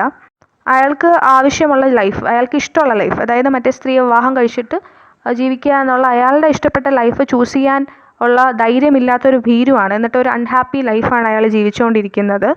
അതുപോലെ തന്നെ നമ്മുടെ നെറ്റി സീലിയൊക്കെ എഴുതുന്ന ആ ലെറ്റേഴ്സിനെയൊക്കെ കുറേ വർഷം അയാൾ ഒളിപ്പിച്ച് വെച്ചിട്ട് അവർ തമ്മിലുള്ള കമ്മ്യൂണിക്കേഷൻ നടക്കാതിരിക്കാനൊക്കെ ഇയാൾ എന്ത് ചെയ്യുന്നുണ്ട്, ശ്രമിക്കുന്നുണ്ട്. ഫൈനലി ഈ ലെറ്റേഴ്സ് ഇയാൾ ഹാൻഡ് ഓവർ ചെയ്യുമ്പോൾ മാത്രമാണ് അയാളുടെ ലൈഫ് അയാൾ എന്ത് ചെയ്തു ഫ്രഷ് ആയിട്ട് സ്റ്റാർട്ട് ചെയ്യാൻ തുടങ്ങുന്നതും ബാക്കി ആൾക്കാരുടെ അഭിപ്രായം കൂടി കേൾക്കാനൊക്കെ തുടങ്ങുന്നതും. അപ്പോൾ മാത്രമാണ് അയാളുടെ ജീവിതത്തിനൊരു അർത്ഥമുണ്ടാവുന്നതായിട്ട് നമ്മൾ കാണുന്നത്. ഇനി നമ്മൾ കാണുന്ന ക്യാരക്ടേഴ്സ് കാരിയും കേറ്റുമാണ്. അവർ ആൽബർട്ടിൻ്റെ സിസ്റ്റേഴ്സാണ്. നോവലിൽ വളരെ കുറച്ച് സമയം മാത്രമേ നമ്മളിവരെ കാണുന്നുള്ളൂ. നമ്മളിവരെ കാണുന്നത് ഈ ആൽബർട്ടിന് പഴയ ആ സ്ത്രീ ഉണ്ടല്ലോ, ഷഗ്ഗുമായിട്ടുണ്ടായിരുന്ന ആ ഒരു ലവ് അഫെയറിനെ പറ്റി സീലിയ അല്ലെങ്കിൽ സീലി എങ്ങനെ വേണമെങ്കിലും പറയാം, ആ പുള്ളിക്കാരിയോട് സീലിയയോട് എന്ത് ചെയ്യുന്ന ഗോസിപ്പ് ചെയ്യുന്നത് നമ്മൾ കാണുന്നുണ്ട്. അതുപോലെ അവരുടെ ഹൗസ് കീപ്പറായിട്ടുള്ള ജൂലിയ ഒരു ബാഡ് ഹൗസ് കീപ്പറൊക്കെയാണ് എന്നൊക്കെ പറയുന്നത് നമ്മൾ കാണുന്നുണ്ട്. കേറ്റ് ആണെങ്കിൽ ഇവരുടെ വീട്ടിൽ ഇടയ്ക്കിടയ്ക്ക് വിസിറ്റ് ചെയ്യുകയും സീലിയോട് പുതിയ ക്ലോത്ത്സ് വാങ്ങണം എന്നൊക്കെ നിർബന്ധിക്കുന്നതൊക്കെ നമ്മൾ കാണുന്നുണ്ട്. കേറ്റ് അവളെ എന്ത് ചെയ്യുന്നുണ്ട്, ഷോപ്പിങ്ങിന് കൊണ്ടുപോകുന്നുണ്ട്, സീലിയെ ഷോപ്പിങ്ങിന് കൊണ്ടുപോകുന്നുണ്ട്. അങ്ങനെ മൊത്തത്തിൽ ആൽബർട്ടിൻ്റെ വീട്ടിൽ ഇവളെ കംഫർട്ടബിൾ ആക്കാൻ വേണ്ടിയൊക്കെ അവർ ശ്രമിക്കുന്നത് നമ്മൾ കാണുന്നുണ്ട്. അപ്പോൾ ഇത്ര നേരം നമ്മൾ കുറേ മെയിൽ ക്യാരക്ടേഴ്സിനെ കണ്ടതിൻ്റെ ഇടയിൽ ആദ്യമായിട്ട് കാണുന്ന ഒരു ബോൾഡ് ഫീമെയിൽ ക്യാരക്ടേഴ്സ് ഇവരാണ്. അപ്പോൾ ഇവരാണ് ആ ഒരു വീട്ടിൽ മെയിൽ ഡോമിനൻസിനെ മാറ്റിയിട്ട് അല്ലെങ്കിൽ അതിന് പുറമെ എന്ത് ചെയ്യുന്നത്, ഒരു ചേഞ്ച് കൊണ്ടുവരുന്നത്. ആ ഒരു മെയിൽ ക്യാരക്ടേഴ്സിൻ്റെ ഡോമിനൻസ് മാത്രമല്ല ഇവരവിടെ ഡോമിനേറ്റ് ചെയ്യുന്നതായിട്ട് കാണിച്ചുകൊണ്ട് ആ ഒരു ചേഞ്ച് കൊണ്ടുവരുന്നത് ഇവരാണ്. ഹാർപ്പോയാണ് പിന്നെ നമ്മൾ കാണുന്ന ഒരു ക്യാരക്ടർ. ഹാർപ്പോ വളരെ സെൻസിറ്റീവ് ആയിട്ടുള്ളൊരു ബോയാണ്. നമ്മളവനെ കാണുന്നത്, സീലി അവൻ ആദ്യമായിട്ട് കാണുന്നത് അവന് 12 വയസ്സുള്ളപ്പോഴാണ്. ഈ ഒരു സമയത്ത് തന്നെ അവൻ്റെ അമ്മയെ പറ്റി ആലോചിച്ചിട്ട് അല്ലെങ്കിൽ അമ്മയോട് ഭയങ്കര സ്നേഹവും അമ്മയോട് ഭയങ്കര പ്രൊട്ടക്റ്റീവ് ആയിട്ടുള്ളൊരു മകനാണവൻ. അപ്പോൾ സീലി ആ ഒരു പ്ലേസിൽ വരരുത്, അമ്മയെ റീപ്ലേസ് ചെയ്യരുത് എന്ന് അവൻ എപ്പോഴും ആഗ്രഹിക്കുന്നതായിട്ട് നമ്മൾ കാണുന്നുണ്ട്. അവൻ അമ്മയെപ്പറ്റി ഓർത്തിട്ട് കുറേ നൈറ്റ് മെയറൊക്കെ കണ്ടിട്ട് അമ്മ അവൻ്റെ കൈ കിടന്ന് മരിക്കുന്നതൊക്കെ ആയിട്ട് നൈറ്റ് മെയറൊക്കെ കണ്ടിട്ട് കരയുന്നതൊക്കെ നമ്മൾ കാണുന്നുണ്ട്. പിന്നീട് അവൻ സോഫിയെ കല്യാണം കഴിച്ച് കുട്ടികളൊക്കെ ആവുന്നത് നമ്മൾ കാണുന്നുണ്ട്. അപ്പോൾ അവൻ ഒരുപാട് കഷ്ടപ്പെട്ട് ഫാമിലി നോക്കുന്നതൊക്കെ നമ്മൾ കാണുന്നുണ്ട്. പക്ഷേ അവൻ്റെ ആ ഒരു റോൾ, അവൻ എന്ത് ചെയ്യണം എന്ന കാര്യത്തിനെ പറ്റി അവൻ എപ്പോഴും അൺഷ്യൂറാണ്. അങ്ങനെ അവൻ കൂടുതലും അവൻ്റെ അച്ഛൻ്റെ അഡ്വൈസിലാണ് റിലേ ചെയ്യുന്നത്. അതുകൊണ്ട് തന്നെ അവൻ്റെ അച്ഛൻ ചെയ്യുന്നത് കണ്ട് പഠിച്ചിട്ടും കേട്ട് പഠിച്ചിട്ടുമൊക്കെ ആ ഒരു മാരിറ്റൽ റിലേഷൻഷിപ്പിൽ എന്ത് ചെയ്യണം, താൻ ഡോമിനേറ്റ് ചെയ്യണം എന്നവൻ അറിയാതെ പഠിച്ചു വെക്കുകയാണ്. അവൻ്റെ അച്ഛനും സീലിയും തമ്മിലുള്ള ആ റിലേഷൻഷിപ്പിൽ നിന്നും മെയിൽ എപ്പോഴും ഡോമിനേറ്റ് ചെയ്യണം എന്നൊരു കാര്യമാണ് അവൻ എന്ത് ചെയ്യുന്നത്, ഗ്രാസ്പ് ചെയ്യുന്നത്. അവനത് അവൻ്റെ ഫാമിലിയിൽ എന്ത് ചെയ്യുമ്പോൾ അപ്ലൈ ചെയ്യുമ്പോൾ അവൻ്റെ ഫാമിലി അല്ലെങ്കിൽ മാരിറ്റൽ ലൈഫ് ഒരു ഡിസാസ്റ്റർ ആയിട്ട് മാറുന്നുണ്ട്. അപ്പോൾ അവൻ എന്താണ് ശരി എന്ന് തോന്നുന്നത് ചെയ്യാൻ വേണ്ടിയിട്ടുള്ള ധൈര്യം അവൻ ഒരിക്കലും ഉണ്ടാവുന്നില്ല. ഇനി നമ്മൾ കാണുന്ന ഷഗ് ഏവറിയാണ്. She is a best known or well known jazz singer. അവൾ നമ്മുടെ ആൽബർട്ടിൻ്റെ വീട്ടിലേക്ക് വരുന്നത് at least 6 years after Celie moves in. നമ്മുടെ നോവലിലൊരു ഏർലി സ്റ്റേജിൽ തന്നെ എന്ത് ചെയ്യുന്നുണ്ട്, ഷഗ്ഗിനെ ഇൻട്രൊഡ്യൂസ് ചെയ്യുന്നുണ്ട്. അപ്പോൾ സീലിയയുടെ 6th ഡയറിയിലാണ് നമ്മുടെ ഷഗ്ഗിനെ പറ്റിയുള്ള ആ ഒരു എൻട്രി വരുന്നത്. അപ്പോൾ ആദ്യമായിട്ട് ഷഗ്ഗിൻ്റെ ഒരു ഫോട്ടോഗ്രാഫ് കണ്ടതിനെ പറ്റിയാണ് നമ്മുടെ സീലിയ എഴുതുന്നത്. അവളിങ്ങനെയാണ് എഴുതുന്നത്, the most beautiful woman I ever saw എന്നാണ് എഴുതുന്നത്. അവർ ഭയങ്കര ഇൻഡിപെൻഡൻ്റ് ആയിട്ടുള്ള, സിംഗിൾ മൈൻഡഡ് ആയിട്ടുള്ള, സ്ട്രോങ്ങസ്റ്റ് ആയിട്ടുള്ള, മോസ്റ്റ് ഔട്ട്റേജസ് ഫീമെയിൽ ക്യാരക്ടറാണ് ഈ നോവലിലുള്ളത്. അവർ സെക്ഷുവലി ഫ്രീ ആണ്. ആ ഒരു കാര്യത്തിനെ പറ്റി അവർക്ക് അതുപോലെ ഷെയിമൊന്നുമില്ല. She's unashamed of it. അപ്പോൾ ആൽബർട്ടുമായിട്ടുള്ളൊരു കമ്പനി അവർ ഒരുപാട് എൻജോയ് ചെയ്തു, വെദർ മാരീഡ് ഓർ നോട്ട്. നോവലിൻ്റെ അവസാനം she runs off with Germaine. അവർ റിമാർക്ക് ചെയ്യുന്നത് ഹൗ അഗ്ലി സീലിയ ഇസ് എന്നാണ്. അവർ ആരോടൊക്കെ പരിചയപ്പെടുന്നോ അവരുടെയൊക്കെ ജീവിതത്തിൽ കളറും ഓപ്പർച്യൂണിറ്റിയും ഒക്കെ നിറയ്ക്കാൻ കഴിവുള്ളൊരു സ്ത്രീയായിരുന്നു ഷഗ് എന്ന് പറയുന്നത്. ഇനി നമ്മൾ കാണുന്നത് സോഫിയാണ്, സോഫിയ ബട്ട്ലർ. സോഫിയെ ഹാർപ്പോ മീറ്റ് ചെയ്യുന്നത് ചേർച്ചിൽ വെച്ചിട്ടാണ്. അന്ന് അവൾക്ക് 15 വയസ്സ് മാത്രമേ പ്രായമുള്ളൂ. അപ്പോൾ തന്നെ അവൾ വളരെ സ്ട്രോങ് ആയിട്ടുള്ള, കോൺഫിഡൻ്റ് ആയിട്ടുള്ള ഒരു സ്ത്രീയായിരുന്നു, ഒരു പെൺകുട്ടിയായിരുന്നു. അവൾ ഹാർപ്പോയോട് ഭയങ്കര ലോയലായിരുന്നു, ഡിവോട്ടഡ് ആയിരുന്നു. പക്ഷേ പിന്നീട് ഭാവിയിൽ അവളെ മോശമായിട്ട് ട്രീറ്റ് ചെയ്യാൻ തുടങ്ങുമ്പോൾ അവൾ വിചാരിക്കുന്നു ഇവിടെ നിന്ന് പോകുന്നതാണ് നല്ലതെന്നുള്ള ഡിസിഷൻ എടുത്തിട്ട് പോവുകയാണ്. അവളെ സപ്പോർട്ട് ചെയ്യാൻ അവളുടെ സിസ്റ്റേഴ്സൊക്കെ ഉണ്ടായിരുന്നു. അതുപോലെ തന്നെ സക്സസ്ഫുൾ ആവാൻ ഒരുപാട് പൊട്ടൻഷ്യൽ ഉള്ളൊരു പെൺകുട്ടിയാണ് അവൾ. ഭയങ്കര പ്രാക്ടിക്കലാണ്, സ്ട്രോങ് വിൽഡ് ആണ്. പക്ഷേ കുറച്ച് ഫിയറി ടെമ്പർ കൂടിയുള്ളൊരു പെൺകുട്ടിയാണ് സോഫിയ എന്ന് പറയുന്നത്. പക്ഷേ പിന്നീട് നമ്മൾ നോവലിൽ അവളെ ജയിലിലാവുന്നതൊക്കെ കാണുന്നുണ്ട്. ആ ഒരു സമയത്ത് അവളുടെ ആ ഒരു ഫൈറ്റിംഗ് സ്പിരിറ്റ് എവിടെയോ നഷ്ടപ്പെടുന്നതായിട്ട് നമ്മൾ കാണുന്നുണ്ട്. നോവലിൻ്റെ അവസാനം വീണ്ടും ഹാർപ്പോയായിട്ട് സോഫിയ ഒന്നിക്കുന്നുണ്ട്. അവിടെ ഒരു ഗ്ലീം ഓഫ് ഹോപ്പ് നമുക്ക് കാണാൻ പറ്റുന്നുണ്ട്, that she might find her spirit again. ഇനി വരുന്നൊരു ക്യാരക്ടർ എന്ന് പറയുന്നത് ആൻഡ് ഒഡീസയാണ്. ആൻഡ് ഒഡീസ എന്ന് പറയുന്നത് സോഫിയയ്ക്ക് കുറച്ച് സിസ്റ്റേഴ്സ് ഉണ്ടെന്ന് നമ്മൾ പറഞ്ഞല്ലോ, അതിൽ ഒരു സിസ്റ്ററാണ്. സോഫിയെ പോലെ തന്നെ സ്ട്രോങ് ആണ്, പ്രാക്ടിക്കലാണ്. അവരുടെ സിസ്റ്ററായിട്ടുള്ള സോഫിയ ജയിലിലാവുമ്പോൾ അവരെ സപ്പോർട്ട് ചെയ്യുന്നതും അവരുടെ കുട്ടികളെ നോക്കുന്നതും ഒക്കെ ഈ ഒഡീസയാണ്. അതുപോലെ തന്നെ ഒരു കമ്മ്യൂണിറ്റിയിൽ സ്ത്രീകൾ പരസ്പരം സപ്പോർട്ട് ചെയ്യുന്നതിൻ്റെ ഒരു ഡീപ്പ് ഇമേജ് ആയിട്ട് നിൽക്കുന്ന ഒരു ക്യാരക്ടറാണ് ഒഡീസ എന്ന് പറയുന്നത്. ഇനി നമ്മൾ ആൽബർട്ടിൻ്റെ അച്ഛനെ കാണുന്നുണ്ട്. ഒരു തവണ നോവലിൽ അയാളെ കാണുന്നുള്ളൂ. അപ്പോൾ ആൽബർട്ടുമായിട്ട് അല്ലെങ്കിൽ ആൽബർട്ടിൻ്റെ ഷഗ്ഗുമായിട്ടുള്ള ആ ഒരു ബന്ധത്തിനെ പറ്റിയൊക്കെ അയാൾക്ക് അത്ര നല്ല അഭിപ്രായമല്ല ഉള്ളത്. ആൻഡ് സീലിയോട് പറയുന്നുണ്ട് ഷീ ഹാസ് എ സിമ്പതി എന്നൊക്കെ പറയുന്നുണ്ട്. അങ്ങനെ അദ്ദേഹത്തിന് നമ്മൾ കാണുന്നുണ്ട്. പിന്നെ ഹെൻറി ബ്രോണ്ടാക്സ് എന്ന് പറയുന്ന ബസ്റ്റർ എന്ന് പറയുന്ന ഒരാളിനെ കാണുന്നുണ്ട്. സോഫിയയുടെ രണ്ടാമത്തെ ബോയ് ഫ്രണ്ടാണ് അദ്ദേഹം. സോഫിയുമായി ചേർന്നിട്ട് അല്ലെങ്കിൽ സോഫിയക്കുമായിട്ട് ഒരു കുട്ടിയുണ്ട്. പിന്നെ മേരി ആഗ്നസിനെ കാണുന്നുണ്ട്. സോഫിയ പോയതിന് ശേഷം ഹാർപ്പോയുടെ ലൈഫിൽ നിന്ന് സോഫിയ പോയതിന് ശേഷം അയാൾക്കുണ്ടാകുന്ന ഗേൾ ഫ്രണ്ടാണ് നമ്മുടെ മേരി ആഗ്നസ് എന്ന് പറയുന്നത്. ടിപ്പിക്കലി നമുക്കറിയാലോ ഹാർപ്പോ എങ്ങനെയാണ് റിലേഷൻഷിപ്പിൽ ഡോമിനൻ്റ് ആണ്. ഇത് കാരണം പ്രശ്നങ്ങളൊക്കെ ഉണ്ടാകുന്നത് നമ്മൾ കാണുന്നുണ്ട്. പിന്നെ മേജർ ആൻഡ് മിസ് മില്ലിയെ നമ്മൾ കാണുന്നുണ്ട്. ഈ മേജർ എന്ന് പറയുന്ന ആളാണെങ്കിൽ അയാളുടെ ആ ഒരു പ്രിവിലേജ് ഉണ്ടല്ലോ, വൈറ്റ് മെയിലാണെന്നുള്ള ആ ഒരു പവർ യൂസ് ചെയ്തിട്ട് നമ്മുടെ സോഫിയ എന്ത് ചെയ്യുന്നുണ്ട്, ഇൻസൾട്ട് ചെയ്യുന്നുണ്ട്, അബ്യൂസ് ചെയ്യുന്നുണ്ട്. മിസ് മില്ലി ആണെങ്കിൽ ഇൻസെൻസിറ്റീവ് ആണ് ബട്ട് എസെൻഷ്യലി ഹാംലെസ്. പിന്നെ എലനോർ ജെയിൻ എന്ന് പറയുന്നൊരു ക്യാരക്ടറെ കാണുന്നുണ്ട്. മിസ് മില്ലിയുടെ ഡോട്ടറാണ്. സോഫിയെ ഒരുപാട് സപ്പോർട്ട് ചെയ്യും പേഴ്സുവേഡ് ചെയ്യുകയും ഒക്കെ ചെയ്യുന്നൊരു ക്യാരക്ടറാണ് ജെയിൻ എന്ന് പറയുന്നത്. ജെയിൻ നമ്മുടെ സോഫിയയുടെ മകൾക്ക് സുഖമില്ലാണ്ടിരിക്കുന്ന സമയത്ത് ഫുഡ് ഉണ്ടാക്കി കൊടുക്കുന്നതൊക്കെ നമ്മൾ കാണുന്നുണ്ട്. She is more strong and intelligent and forward thinking than either of her parents.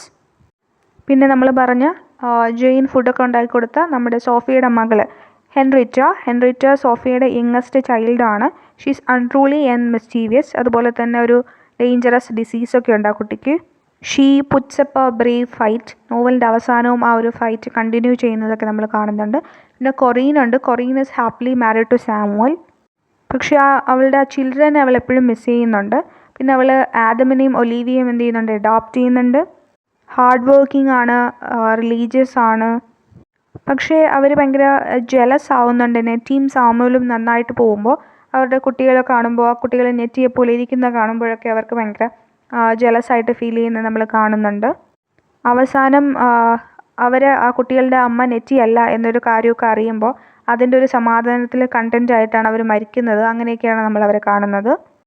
പക്ഷേ മരിക്കുന്നതിന് മുന്നേ ഉള്ള അവരുടെ ആ ഒരു കുറേ ഇയേഴ്സ് എന്ന് പറയുന്നത് ഭയങ്കര ആൻഷ്യസ് ആയിട്ട് ജീവിക്കുകയായിരുന്നു. എന്തിനെ പറ്റി, നെറ്റി അവരുടെ ശരിക്കുള്ള അമ്മയാണ് എന്നതിനെ പറ്റിയൊക്കെ ആലോചിച്ച് അവർ ഭയങ്കര ആൻഷ്യസ് ആയിട്ട് ഇരുന്നിട്ട് അവസാനം അങ്ങനെ എല്ലാം നിറഞ്ഞ് സമാധാനത്തോടെ മരിക്കുന്നതൊക്കെയാണ് നമ്മൾ കാണുന്നത്.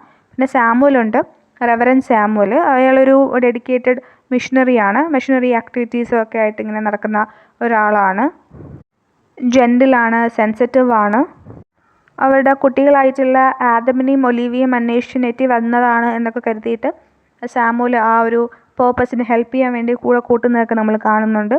അയാൾ കൊറീനുമായിട്ട് കല്യാണം കഴിച്ചിട്ട് ഹാപ്പി ആയിട്ട് ജീവിക്കുകയായിരുന്നു. പിന്നെ കൊറീൻ മരിക്കുമ്പോൾ കുറേ വർഷം നമ്മുടെ നെറ്റിയുടെ ഫ്രണ്ട് ആയിരുന്നല്ലോ സാമുവൽ. അതിനുശേഷം ആ ഒരു ഫ്രണ്ട്ഷിപ്പ് മാരേജിലേക്കൊക്കെ വരുന്നത് നമ്മൾ കാണുന്നുണ്ട്. പിന്നെ ഒലീവിയ ഇൻ്റലിജൻറ്റ്, ഇൻഡിപെൻഡൻ്റ് ആയിട്ടുള്ള ഒരു കുട്ടിയാണ്. During the course of the novel Olivia ഒരിക്കലും ഒരു ലവിനെ ഫൈൻഡ് ചെയ്യുന്നത് നമ്മൾ കാണുന്നില്ല. But this is presented as a good thing in the novel because the men she live with in Africa അവർ എപ്പോഴും expect women to be subservient and this is something she adamantly refuses. അതുകൊണ്ട് തന്നെ അവൾക്കൊരു love ഉണ്ടാവുന്നില്ല. പിന്നെ Adam was a passionate young boy. He loves Tashi. പക്ഷേ താഷിയുടെ ആ ഒരു culture comes from difficult to accept. അതുപോലെ തന്നെ അവസാനം when he realises how much he loves her he decides to join her. പിന്നെ കാതറീൻ ആൻഡ് താഷി ഉണ്ട്. Catherine is a typical Olinka mother and wife when we met her. അവരുടെ മോളായിട്ടുള്ള താഷീനെ സ്കൂളിൽ വിടാനൊന്നും അവർ എന്ത് ചെയ്യുന്നില്ല, ആഗ്രഹിക്കുന്നില്ല. അതാണ് നമ്മൾ പറഞ്ഞത്, ഭയങ്കര ടിപ്പിക്കലായിട്ടുള്ള ഒലിങ്ക മദറാണ് അവർ. പിന്നെ കുറേ വർഷങ്ങൾക്ക് ശേഷം she realises that education is important. എന്നിട്ട് എന്ത് ചെയ്യുന്നുണ്ട്, അവരുടെ ആ ഒരു ചിന്തകളെയൊക്കെ മാറ്റാൻ വേണ്ടിയിട്ട് അവർ തയ്യാറാവുന്നുണ്ട്. Once her husband is dead. അപ്പം അവരാകെ കൺഫ്യൂസ്ഡാണ് അവരുടെ ആ ഒരു ഒലിങ്ക കൾച്ചറും. പക്ഷേ നെറ്റിയും ഒലീവിയയും ഒക്കെ അവരെയൊക്കെ കാണുമ്പോൾ അവരുടെ ആ ഒരു മോഡേൺ കൾച്ചറും ഇത് തമ്മിൽ കാതറിൻ ഭയങ്കര കൺഫ്യൂസ്ഡ് ആയിട്ട് നമ്മൾ കാണുന്നുണ്ട്. Catherine is not officially educated.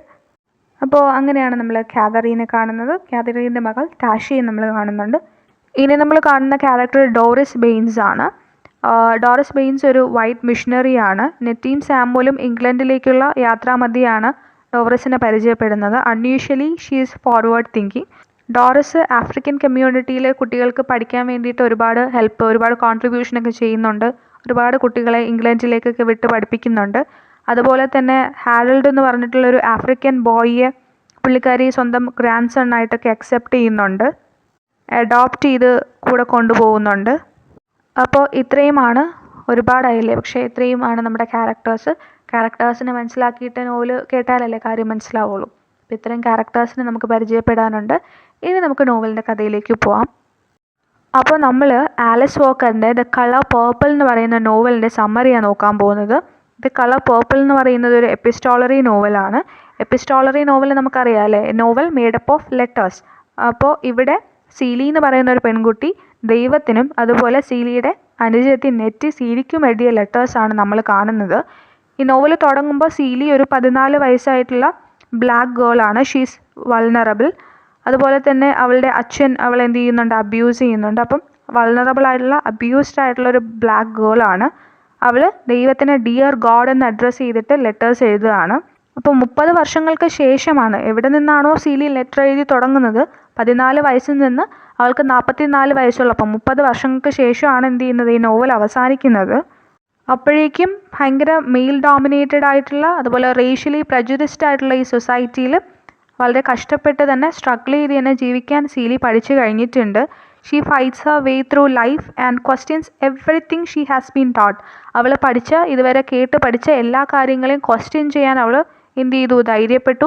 അങ്ങനെ സ്ട്രഗിൾ ചെയ്ത് അവളുടെ ജീവിതത്തിൻ്റെ മുന്നോട്ടുള്ള വഴി അവൾ എന്ത് ചെയ്തു, കണ്ടുപിടിച്ചു.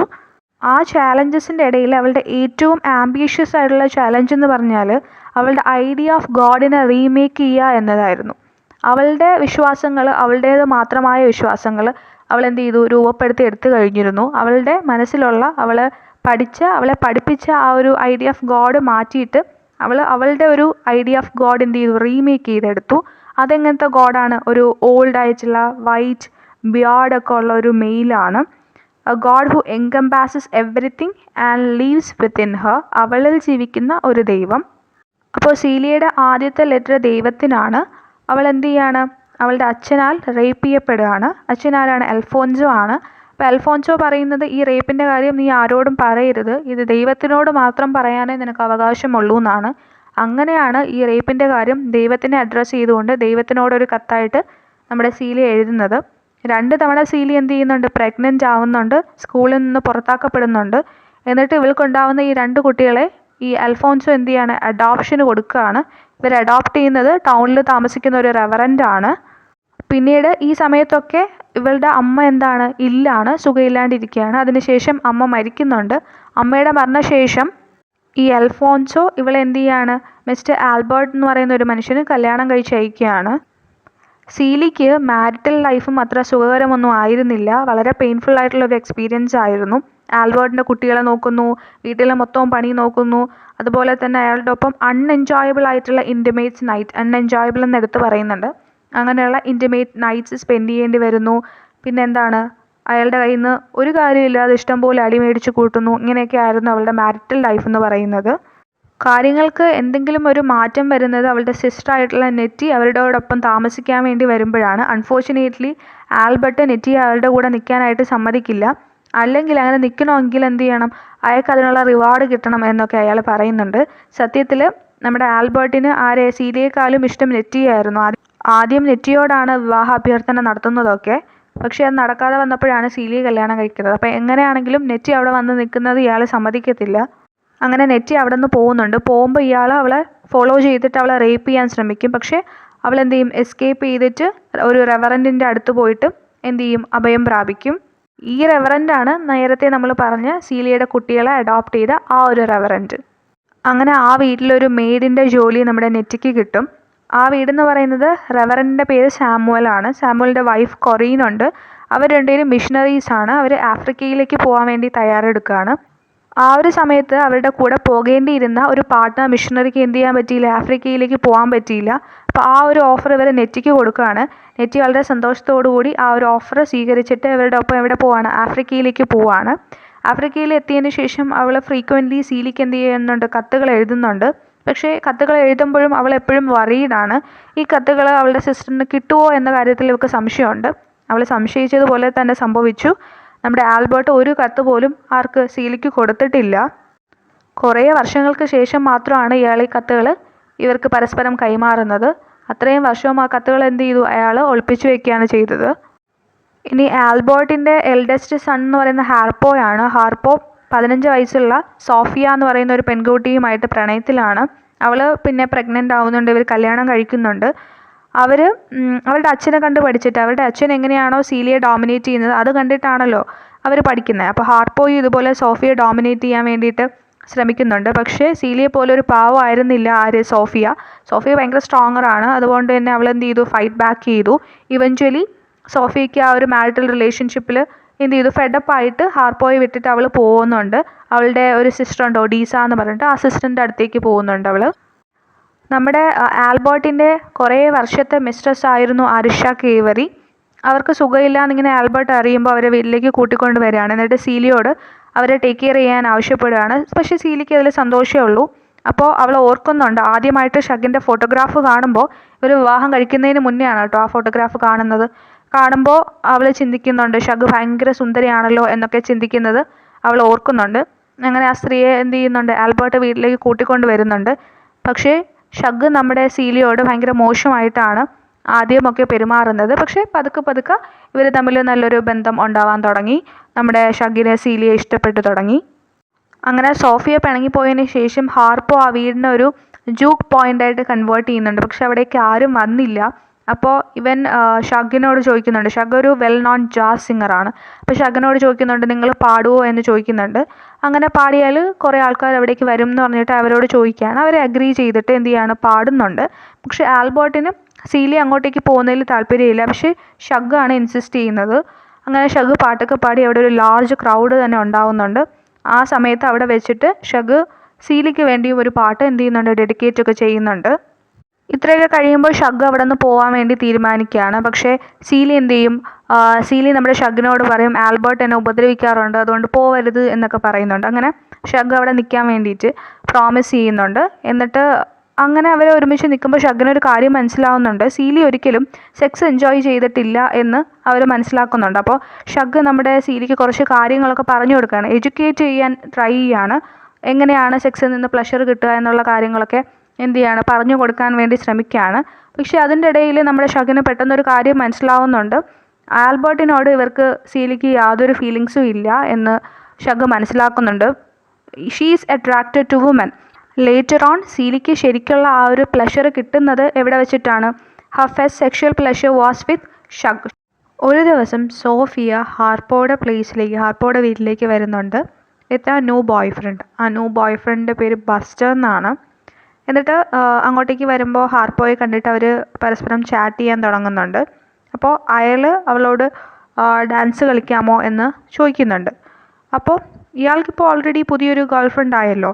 നമ്മുടെ സോഫിയ പോയി കഴിഞ്ഞതിന് ശേഷം മേരി ആഗ്നസ് എന്ന് പറയുന്ന ഒരു പുതിയ ഗേൾ ഫ്രണ്ട് ഉണ്ട്. അപ്പോൾ ഈ പുതിയ ഗേൾ ഫ്രണ്ടിന് ഇത് കണ്ടിട്ട് ഭയങ്കര ദേഷ്യം വരുന്നുണ്ട്. ഇയാൾ ഹാർപ്പോ പഴയ ഗേൾ ഫ്രണ്ട് ആയിട്ടുള്ള സോഫിയയോട് ഒരുമിച്ച് ഡാൻസ് കളിക്കാമോ എന്ന് ചോദിക്കുന്നത് കേട്ടിട്ട് പുതിയ ഗേൾ ഫ്രണ്ട് ആയിട്ടുള്ള മേരി ആഗ്നസിന് ദേഷ്യം വന്നിട്ട് ഈ മേരി ആഗ്നസ് സോഫിയെ സ്ലാപ്പ് ചെയ്യുന്നുണ്ട്. സോഫിയ വെറുതെ ഇരിക്കുന്നില്ല. സോഫിയ ഇമ്മീഡിയറ്റ്ലി എന്ത് ചെയ്യാണ്, തിരിച്ച് പഞ്ച് ചെയ്യുന്നുണ്ട്. പഞ്ച് ചെയ്യുമ്പോൾ എന്ത് ചെയ്യുന്നുണ്ട്, ഇവരുടെ പല്ല് ഇളകി പോകുന്നുണ്ട്. അതിനുശേഷം ടൗണിൽ വെച്ചിട്ട് സോഫിയ മേജറിൻ്റെ വൈഫ് മിസ് മില്ലിയും കാണുന്നുണ്ട്. അവിടെ വെച്ചിട്ട് ഇവളുടെ ഈ ക്ലെൻലിനെസ് ഒക്കെ കണ്ടിട്ട് ഇംപ്രസ്ഡ് ആയിട്ട് മിസ് മില്ലി സോഫിയോട് കുട്ടികളുടെ നാനിയായിട്ട് വർക്ക് ചെയ്യാമോ എന്ന് ചോദിക്കുന്നുണ്ട്. പക്ഷേ സോഫിയ അത് റെഫ്യൂസ് ചെയ്യും. അപ്പോൾ തന്നെ എന്ത് ചെയ്യും, ഈ മേജർ അവളെ അടിക്കും, സ്ലാപ്പ് ചെയ്യും. അപ്പോൾ സോഫിയ അപ്പോഴും നോക്കിക്കൊണ്ട് നിൽക്കുന്നില്ല. സോഫിയ എന്ത് ചെയ്യും, തിരിച്ച് ഇയാളെ ഇടിച്ചിടും. അങ്ങനെ എന്ത് ചെയ്യും, ഇയാളെ ഇടിച്ചതിൻ്റെ പേരിൽ അവൾ അറസ്റ്റ് ചെയ്യപ്പെടും. എന്നിട്ട് 12 വർഷം ഇവൾക്ക് ജയിലിൽ കിടക്കേണ്ടി വരുന്നുണ്ട്. പിന്നീട് നമ്മുടെ മേരി ആഗ്നസ് സോഫിയെ ജയിലിൽ നിന്ന് പുറത്തിറക്കാനുള്ളൊരു മിഷനുമായിട്ട് എന്ത് ചെയ്യാണ്, ജയിലിലേക്ക് പോകുന്നുണ്ട്. എന്നിട്ട് എന്ത് ചെയ്യാൻ വേണ്ടിയിട്ട്, നമ്മുടെ മേജറിൻ്റെ വീട്ടിൽ മെയ്ഡായിട്ട് നിൽക്കാൻ വേണ്ടിയിട്ട്. അങ്ങനെ പോകുമ്പോൾ നമ്മുടെ മേരി ആഗ്നസ് ജയിലിൽ പോയി വാർഡനെ കാണുമ്പോൾ ഇവൾ എന്ത് ചെയ്യാണ്, ആ വാർഡൻ റേപ്പ് ചെയ്യുന്നുണ്ട്. പക്ഷേ എന്നിരുന്നാലും എന്ത് ചെയ്യാണ്, അവൾ പോയ കാര്യം എന്ത് ചെയ്തു, നടത്തി എന്ത് ചെയ്തു, നമ്മുടെ സോഫിയെ ജയിലിൽ നിന്ന് പുറത്തിറക്കിയിട്ട് മേജറിൻ്റെ വീട്ടിൽ എന്ത് ചെയ്തു, മെയ്ഡായിട്ട് നിർത്തി. ഈ റേപ്പിന് ശേഷം നമ്മുടെ ഗേൾ ഫ്രണ്ട് ആയിട്ടുള്ള മേരി ആഗ്നസ്, അവരുടെ ശരിക്കും പേര് മേരി ആഗ്നസ് എന്നാണെങ്കിലും ഹാർപ്പോ അവരെ സ്പീക്ക് എന്നാണ് വിളിക്കുന്നത്. ഈ ഒരു റേപ്പിന് ശേഷം ഇവർ ഹാർപ്പോയോട് ആവശ്യപ്പെടുകയാണ് to call her by her real name Mary Agnes. അങ്ങനെ ഇരിക്കുമ്പോൾ നമ്മുടെ ഷഗ് തിരിച്ച് സീലിയയുടെയും ആൽബർട്ടിൻ്റെ അടുത്തേക്ക് വരുന്നുണ്ട്. ഇത്തവണ അവൾ ഒറ്റയ്ക്കല്ല വന്നത്, കൂടെ പുതിയ ഹസ്ബൻഡ് ഉണ്ട്, ഗ്രാഡി. ഈ സമയത്ത് ഷഗ് നമ്മുടെ സീലിയോട് പറയുന്നുണ്ട്, ആൽബർട്ട് ഇതുവരെ നിനക്ക് വന്ന എല്ലാ ലെറ്റേഴ്സും ഒളിപ്പിച്ച് വെച്ചിരിക്കുകയാണ് എന്ന്, അങ്ങനെ ഒരു സംശയമുണ്ടെന്ന് വാൺ ചെയ്യുകയാണ്. അങ്ങനെ അവർ നോക്കുമ്പോൾ ആൽബർട്ടിൻ്റെ കയ്യിൽ നിന്ന് കുറേ ലെറ്റേഴ്സ്, നെറ്റി ഇവൾക്ക് എഴുതിയ കുറേ ലെറ്റേഴ്സ് കണ്ടെത്തുന്നുണ്ട്. ഇത് അറിയുമ്പോൾ സീലിക്ക് ഭയങ്കര ദേഷ്യം വരുന്നുണ്ട്. പക്ഷേ ഷഗ് പറയുന്നുണ്ട് കാമായിട്ടിരിക്കൂ എന്നൊക്കെ സീലിയോട് പറയുന്നുണ്ട്. അങ്ങനെ അവർ ആ ലെറ്റേഴ്സൊക്കെ ആൽബർട്ടിൻ്റെ കയ്യിൽ നിന്ന് കണ്ടെടുത്തിട്ട് ഇവർ രണ്ടുപേരും കൂടി ഈ ലെറ്റേഴ്സ് വായിക്കാൻ ആരംഭിക്കുന്നുണ്ട്. അപ്പോൾ ആ ലെറ്റേഴ്സ് വായിച്ചു തുടങ്ങുമ്പോൾ നെറ്റിയുടെ ഏർലി ലെറ്റേഴ്സിൽ എന്താണുള്ളത്, അവരുടെ ആ ഒരു trip to Africa, missionary trip പോവല്ലേ, അതിനെ പറ്റിയിട്ടാണ് കൂടുതലും പറഞ്ഞിട്ടുള്ളത്. ആരുടെ കൂടെ, ആ റവറൻറ്റിൻ്റെയും ഫാമിലിയുടെയും കൂടെ ആ ഒരു ട്രിപ്പ് പോകുന്നുണ്ട്, മിഷണറി ട്രിപ്പ് ടു ആഫ്രിക്ക. അതിനെപ്പറ്റിയാണ് ഏർലി ലെറ്റേഴ്സിലൊക്കെ ഉള്ളത്. പിന്നെ അവിടുത്തെ ട്രൈബ് എന്ന് പറയുന്ന ഒലിങ്ക ട്രൈബാണ്. അവർ വർഷിപ്പ് ചെയ്യുന്നത് റൂഫ് ലീഫാണ്. റൂഫ് ലീഫ് എന്ന് പറഞ്ഞാൽ അവിടുത്തെ ആൾക്കാർ അവരുടെ റൂഫ് എന്ത് ചെയ്യാൻ വേണ്ടിയിട്ട്, ടാച്ച് ചെയ്യാൻ വേണ്ടി യൂസ് ചെയ്യുന്ന ഒരു ലീഫാണ് ഈ റൂഫ് ലീഫ് എന്ന് പറയുന്നത്. ഇത് വെച്ചിട്ട് ടാച്ച് ചെയ്തില്ലെങ്കിൽ അവിടുത്തെ ഒരു ക്ലൈമറ്റ് വെച്ചിട്ട് റെയിനി സീസൺ ആകുമ്പോൾ വീടുകളൊക്കെ ഡിസ്ട്രോയിഡ് ആയി പോവും. അപ്പോൾ ആ ഒരു ലീഫിനെയാണ് ഇവരെന്ത് ചെയ്യുന്നത്, വർഷിപ്പ് ചെയ്യുന്നത്. അവിടെ എത്തുമ്പോൾ അവിടുത്തെ നേറ്റീവ്സ് വിചാരിക്കുന്നതെന്ന് വെച്ചാൽ നെറ്റി സാമുവലിൻ്റെ സെക്കൻഡ് വൈഫാണെന്നാണ്. അത് കാരണം തന്നെ നമ്മുടെ സാമുവലിൻ്റെ വൈഫായിട്ടുള്ള കൊറിന് ഭയങ്കര ദേഷ്യമൊക്കെ തോന്നുന്നുണ്ട്. എന്നിട്ട് കൊറിൻ പറയുന്നുണ്ട് സാമുവലിനെ പ്രൈവറ്റ് ആയിട്ട് ഇനി മീറ്റ് ചെയ്യരുത് എന്നൊക്കെ നെറ്റിയോട് പറയുന്നുണ്ട്. അതുപോലെ തന്നെ അവളുടെ ക്ലോത്ത്സ് ഒക്കെ ബോറോ ചെയ്യുന്നതിൽ നിന്നൊക്കെ അവളെ സ്റ്റോപ്പ് ചെയ്യുന്നുണ്ട്. കുറച്ച് വർഷം കഴിയുമ്പോൾ കൊറിന് അസുഖമാവും, ഫീവറായിട്ട് മരിക്കും. ആ സമയത്താണ് അവളൊരു സത്യം മനസ്സിലാക്കുന്നത്. എന്താണ് ആ സത്യം? ആ കുട്ടികൾ, ഇവർ അഡോപ്റ്റ് ചെയ്ത കുട്ടികളില്ലേ, അത് നെറ്റിയുടെ കുട്ടികളല്ല എന്ന് അവൾ മനസ്സിലാക്കുന്നുണ്ട്. ശരിക്കും അത് ആരോ കുട്ടികളാണ്, സീലിയുടെ കുട്ടികളാണ്. അപ്പോൾ ആ അഡോപ്റ്റഡ് ആയിട്ടുള്ള കുട്ടികൾ ഒലീവിയയും ആദവും നെറ്റിക്ക് സാമുവലിലുണ്ടായ കുട്ടികളല്ല എന്നുള്ള സത്യം അവർ മനസ്സിലാക്കുന്നുണ്ട്. പിന്നീട് ആ ഒരു ട്രിപ്പ് ഉണ്ടല്ലോ ഇംഗ്ലണ്ടിലേക്ക്, ആഫ്രിക്കയിൽ നിന്ന് അവർ ഇംഗ്ലണ്ടിലേക്ക് പോകുന്ന ആ ഒരു ട്രിപ്പിൽ അവരെന്ത് ചെയ്യാണ്, സാമുവലും നെറ്റിയും മാരീഡ് ആവുകയും ചെയ്യുന്നുണ്ട്. ഇനി നമ്മൾ കാണുന്നത് ഈ ഒലിങ്ക വില്ലേജിൽ ഒരു റബ്ബർ മാനുഫാക്ചറിങ് കമ്പനി വന്നിട്ട് അവിടെ ഒരു റോഡ് ബിൽഡ് ചെയ്യണം. Road is build right through the village.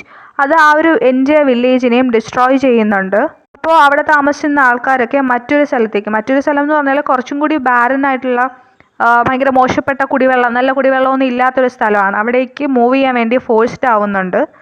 ആ ലാൻഡിലെ ഓണേഴ്സ് ആണെങ്കിൽ വെള്ളത്തിനൊക്കെ ഇവരെ ഇന്ന് ചാർജ് ഈടാക്കാൻ തുടങ്ങി. അതുപോലെ ഇവർ ട്രഡീഷണലായിട്ട് യൂസ് ചെയ്തിരുന്ന ഒലിങ്ക കമ്മ്യൂണിറ്റി യൂസ് ചെയ്തിരുന്ന ഒരു റൂഫ് ലീഫ് ഉണ്ടല്ലോ, അത് വെച്ചിട്ട് അതൊന്നും യൂസ് ചെയ്യാൻ അവർ സമ്മതിച്ചില്ല. പകരം ടിൻ റൂഫ്സ് ഒക്കെ ഉള്ള വീടുകളാണ് അവർക്ക് പ്രൊവൈഡ് ചെയ്തത്.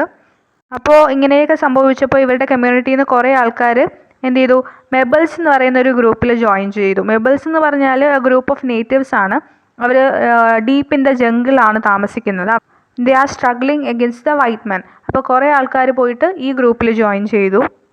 ആഫ്രിക്കയിലേക്ക് വന്നതിന് ശേഷം ആദമും ഒലീവിയയും അവിടെ ഒരു യങ് ഒലിങ്ക ഗേൾ താഷി എന്ന് പേരുള്ള ഒരു ഗേളുമായിട്ട് ഭയങ്കര ഫ്രണ്ട്സ് ആവുന്നുണ്ട്. താഷി ഒരു കാര്യം ചെയ്യാൻ വേണ്ടിയിട്ട് പോവാണ്. അവരുടെ ഒലിങ്ക കമ്മ്യൂണിറ്റിയിലെ ഒരു റിച്വലാണ് ഫീമെയിൽ സർക്കംസിഷൻ. അപ്പോൾ അത് അവരുടെ കൾച്ചറാണ്. അപ്പോൾ ആ കൾച്ചറിനെ ഓണർ ചെയ്യാൻ വേണ്ടിയിട്ട് അവളും അത് അണ്ടർഗോ ചെയ്യണം എന്നൊക്കെ അവൾ ഡിസൈഡ് ചെയ്തിരിക്കുന്ന സമയമാണ്. പക്ഷേ അതേസമയം അവൾക്ക് അഷെയിംഡ് ആയിട്ടും ഫീൽ ചെയ്യുന്നുണ്ട് ഓഫ് ദ മാർക്സ്. അതായത് അവൾ she soon leaves to join the Mbeles. അപ്പോൾ അതപ്പോൾ എന്ത് ചെയ്യാണ്, അവളെ വീട്ടിലേക്ക് കൂട്ടിക്കൊണ്ടുവരാണ്. പക്ഷേ അയാളെ കല്യാണം കഴിക്കാൻ വേണ്ടിയിട്ട് അവൾ റെഫ്യൂസ് ചെയ്യുകയാണ്. കാരണം എന്ന് വെച്ചാൽ അവൾക്ക് പേടിയാണ്. അവളെ യുണൈറ്റഡ് സ്റ്റേറ്റ്സ് പോലുള്ള ഒരു സ്ഥലത്ത് അവൾ അക്സെപ്റ്റഡ് ആവുമോ എന്നുള്ള ഒരു പേടിയാണ്. ഇനിഷ്യലി താഷിയുടെ ആ ഒരു ഡിസിഷൻ, അതായത് തൻ്റെ ആ ഒരു സ്കാച്ചിങ് ഒക്കെ ആരെങ്കിലും കാണുമോ, തന്നെ അക്സെപ്റ്റ് ചെയ്യുമോ എന്നൊക്കെ ഉള്ള ആ ഒരു ഡിസിഷൻ, അതിനെ കൺവിൻസിങ് ആക്കാൻ വേണ്ടി ആദം എന്ത് ചെയ്യാണ്, Adam now gets his face marked as well. അപ്പം അവർ രണ്ടുപേരും ഇപ്പോൾ കാണുമ്പോൾ ഒരുപോലെ ഇരിക്കുമല്ലോ, so that she will not feel ashamed. അവസാനം താഷിയും ആദമും എന്ത് ചെയ്യുന്നുണ്ട്, കല്യാണം കഴിക്കുന്നുണ്ട്. And the whole family then makes plans to return home. ഇനി നമ്മുടെ സീലിയുടെ കാര്യം നോക്കുകയാണെങ്കിൽ നെറ്റിയുടെ ലെറ്റേഴ്സൊക്കെ ഇയാൾ ഒളിപ്പിച്ച് വെച്ചിരിക്കുകയാണ് എന്ന് കണ്ടുപിടിച്ചതിന് ശേഷം സീലി ഷഗ്ഗും മൊത്തം ആ വീട് വിട്ട് ഇറങ്ങാൻ വേണ്ടി തീരുമാനിക്കും. അങ്ങനെ ആൽബർട്ടിനോട് പറയും ഞാൻ പോവാണെന്ന്. അയാൾ ഇവളെ സ്റ്റോപ്പ് ചെയ്യാൻ ശ്രമിക്കുമ്പോൾ ഇവളൊരു ഫോർക്ക് വെച്ചിട്ട് അയാളുടെ കയ്യിൽ സ്റ്റാബ് ചെയ്യുന്നുണ്ട്. എന്നിട്ട് അവൾ അവിടെ നിന്ന് പോകുന്നുണ്ട്. പോകുന്ന സമയത്ത് അയാളെ കേഴ്സ് ചെയ്തിട്ടാണ് അവൾ പോകുന്നത്. അവൾ പറയുന്നതെന്ന് വെച്ചാൽ എന്നെ എത്ര മോശമായിട്ടാണ് നിങ്ങൾ ട്രീറ്റ് ചെയ്തത്, അതുകൊണ്ട് നിങ്ങളുടെ ഈ രീതികളൊക്കെ നിങ്ങൾ മാറ്റിയില്ലെങ്കിൽ എന്ത് ചെയ്യപ്പെടും, നിങ്ങൾക്ക് ശാപം കിട്ടും എന്നൊക്കെ പറഞ്ഞിട്ട് പോവാണ് അവിടെ നിന്ന്. അപ്പോൾ ഈ ശപിച്ചതിന് റെസ്പോൺസായിട്ട് അയാൾ പറയുന്നതെന്ന് വെച്ചാൽ നെറ്റിയുടെ കുറച്ച് ലെറ്റേഴ്സ് വന്നുകൊണ്ടിരിക്കുകയാണ്.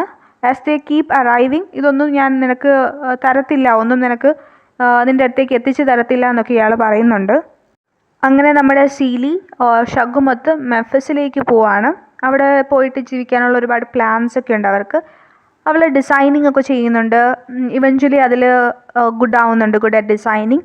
എന്നിട്ട് കുറേ റെഗുലർ ഓർഡേഴ്സൊക്കെ കിട്ടുന്നുണ്ട്. ഷഗ്ഗിൻ്റെ ഹെൽപ്പോടുകൂടി ആ ഒരു ചെയ്യുന്ന കാര്യം, ആ ഒരു ഡിസൈൻ ചെയ്യുന്നതിനൊരു ബിസിനസ്സായിട്ട് വളർത്തിയെടുക്കാൻ അവൾക്ക് സാധിക്കുന്നുണ്ട്. അതിനുശേഷം അങ്ങനെ ഇരിക്കുമ്പോൾ സീലി ഒരു കാര്യം മനസ്സിലാക്കുന്നുണ്ട്. സീലിയും നെറ്റിയും പാന്ന് വിളിക്കുന്ന അവരുടെ അച്ഛൻ അൽഫോൻസോ അവരുടെ ശരിക്കുള്ള അച്ഛനല്ല എന്ന് മനസ്സിലാക്കുന്നുണ്ട്. അവരുടെ ശരിക്കുള്ള അച്ഛൻ എന്ന് പറയുന്ന ഒരു ബിസിനസ് മാൻ ആയിരുന്നു.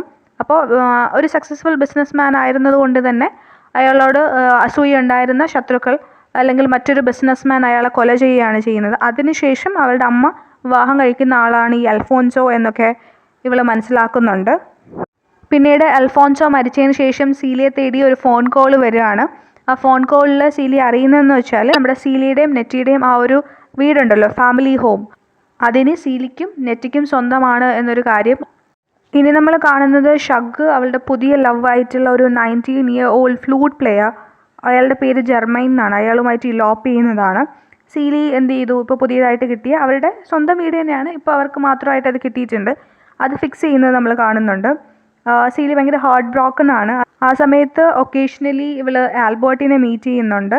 എപ്പോഴാണ് കാണുന്നത്, സോഫിയയുടെ മകളായിട്ടുള്ള ഹെനറിറ്റയെ കാണാൻ വരുമ്പോഴാണ് കാണുന്നത്.